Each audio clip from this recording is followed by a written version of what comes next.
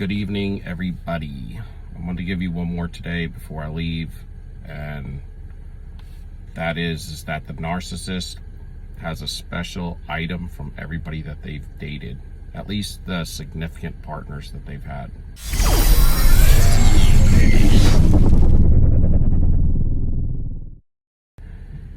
And what they will do is they will keep them in a box or some sort of container that they don't want anybody to know about.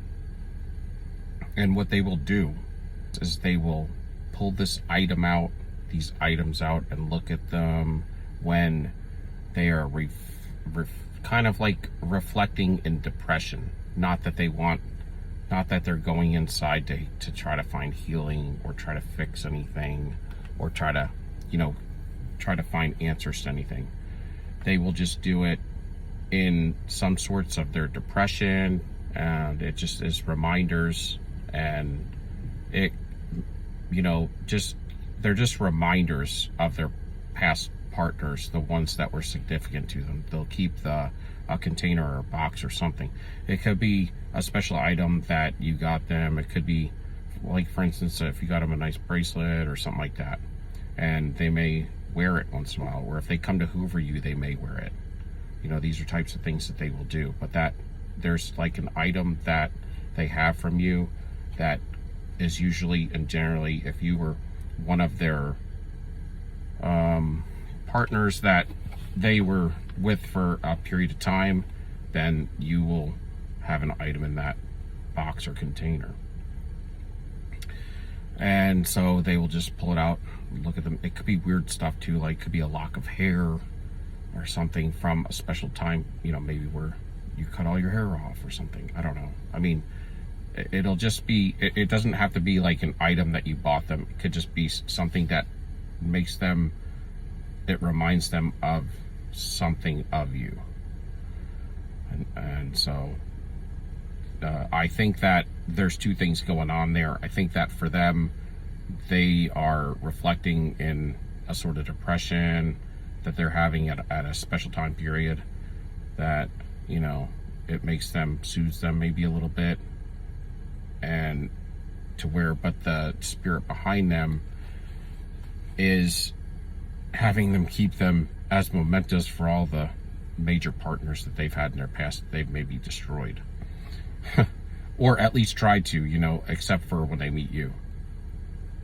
And I say that because you're the curse breaker, the generational curse breaker. You're the one that is different from all the rest. But at the end of the day, they also, some of them perform, a lot of them, well, they are the embodiment of witchcraft if they're dealing with the underworld, right? So they would be the embodiment of witchcraft, but also they would use these items sometimes, depending on what they are. A lot of times they would use these items if they did perform witchcraft, as far as incantations and things like that during a full moon and stuff. Which, if you don't know the Lord, then you're kind of wide open to being nailed with this stuff. But they say if your vibration's high enough, generally speaking, it won't affect you too much either. And I would agree with that to some degree. That would kind of make sense. But because the underworld kind of runs at a certain vibration, so you'd kind of have to be on that vibration, that plane, that level, to be kind of nailed with it. So that's why they like to pull you down. But I mean, it's just kind of the way it works anyway. They have to pull you down because they're always sucking from you to build themselves up. So it's kind of a natural occurrence of equalizing. It's like an acid-base balance or something is what you could look at it as. But the thing is if you know the Lord, they can't use this stuff against you unless, like, you're in covenant with them and then you agree to going into covenant with evil. So then it's on you. So there is some grace for that, but like I said, a lot of times the Lord will let you get nailed with that because that's what you're agreeing to, and he doesn't want you to live and reside in that. I think that's okay. And he kind of takes a lot of your covering off, when you agree to that kind of stuff. And they also will then also pull your vibration down to their level, which at that point then they can nail you. But if you walk away from them when you wake up and you're the curse breaker, you walk away from them, then yeah, they'll have those items and stuff. But if you're doing right by the Lord and you know the Lord, and you're actually, once you wake up to this, you actually springboard into leveling up, you know, at least 1 or 2 times from wherever you were when you met them at your baseline. For the most of us, because you can't get stuck in this.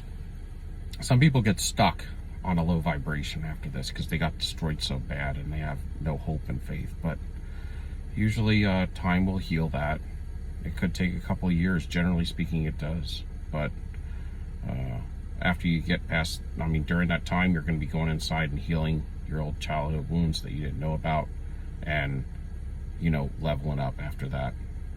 So that's just an interesting thing. If you were to, like, for instance, if you were able to walk around their house, look around, you would find something, a box or a container that's very special and more special than gold, and it has an item from each significant partner they've been with that